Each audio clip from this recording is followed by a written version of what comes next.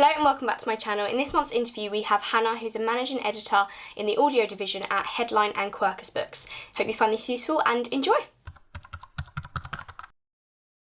Hello, my name is Hannah Cawse. I am the managing editor for audio at Headline and Quercus.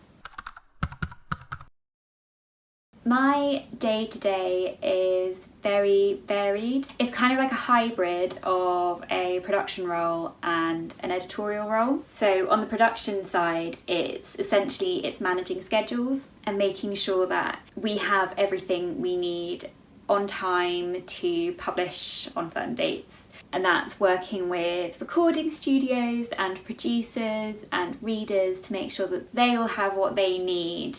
And then on the editorial side, it's being the audiobook champion in-house and getting everyone really excited about the audiobook. It might be getting everyone really excited about the reader that you cast, if it's something that we think will work particularly well in audio, getting publicity and sales and marketing on board and kind of making it clear what our ambitions are. A typical day, so if we get first pass of a text in, I will have a read and have a think about the narrator that we need.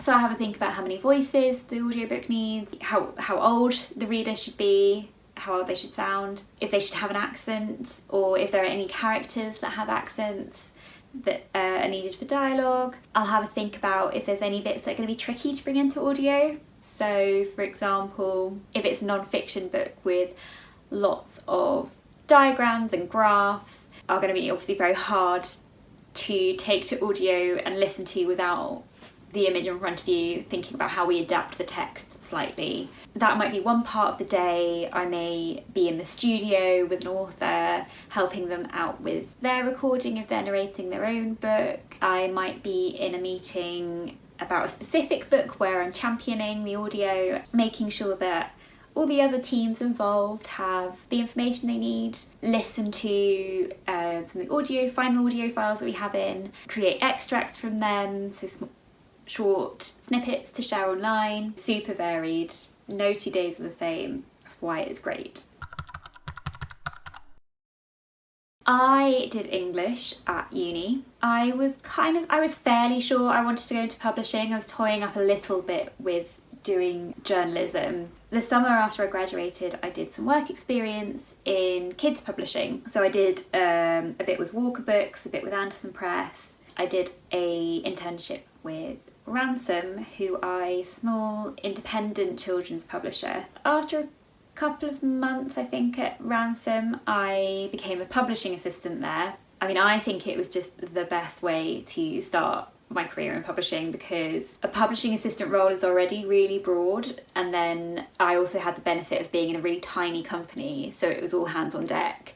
So I got to see a lot of the different aspects of publishing and how they all come together very early on. I think that really helped me get quite a good understanding for publishing and how it works. And I mean, that involved like a little bit of editorial, some design, some like putting together marketing plans, like some sales and distribution even, and then administrative support to the MD. I think it was a really good place to start. About 6 years ago, I got a job at Headline and Quercus as their audio assistant. That was great. I was in that job for about 2 years, and then I became the audio editor at Headline and Quercus, and then about 2 years ago again I became managing editor there.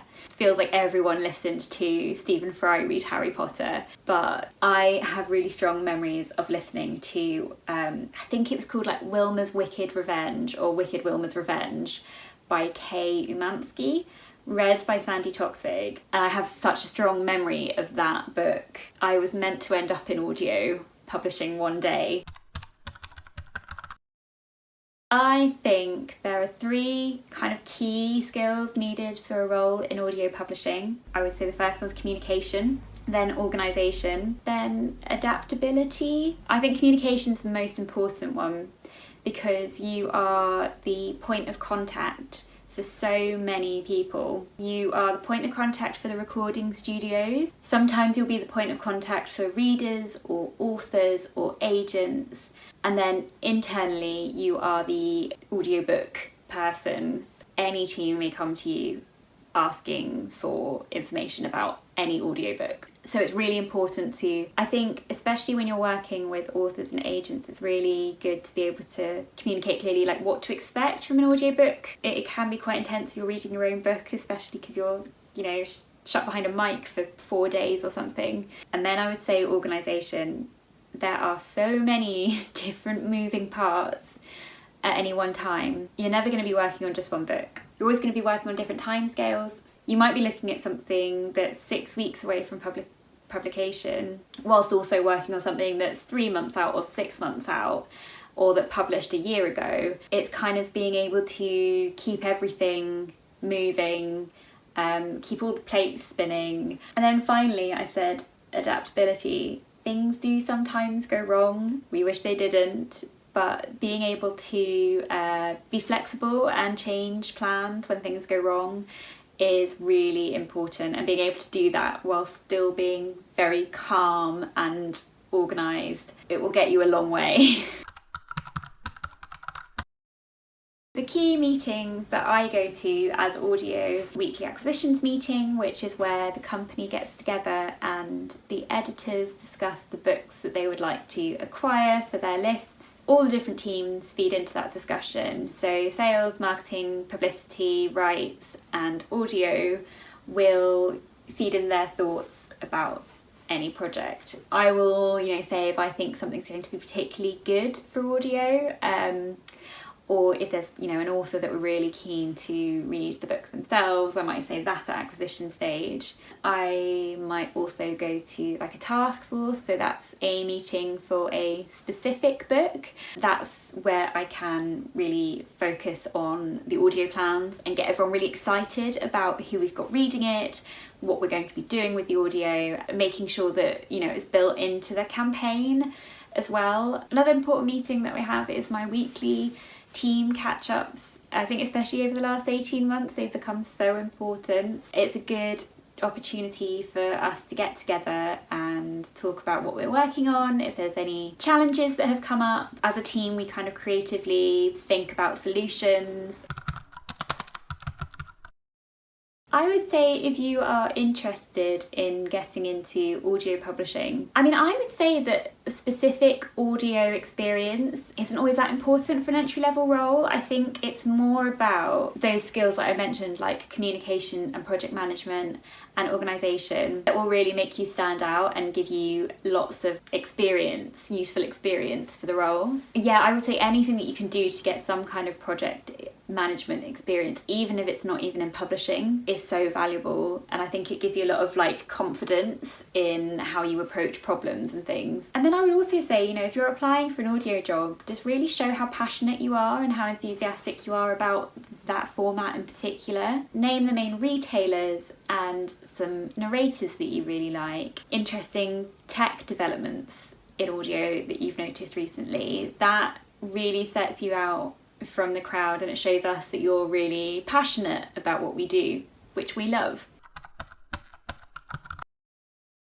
A book that I think everyone should read is The Opposite of Loneliness by Marina Keegan. This is my very battered copy from pressing it into the hands of pretty much everyone I know. It is a collection of essays and short stories written by Marina Keegan. She sadly died very young, and this collection was published after she died. And I read it when I first came out of university, and I didn't know what I wanted to do or where I was going with my life. And she just puts it so eloquently. She gives you so much hope and aspirations, and the writing is beautiful, and she was a very, very talented writer. And I think it is a real hidden gem, so I do recommend this to a lot of people.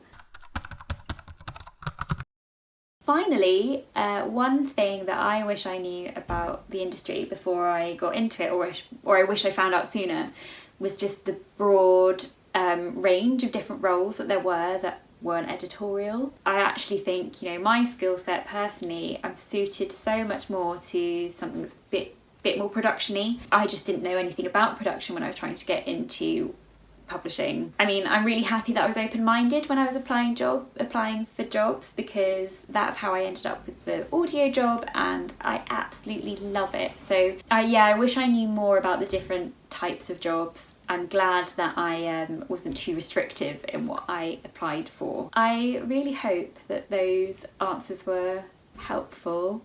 Thank you.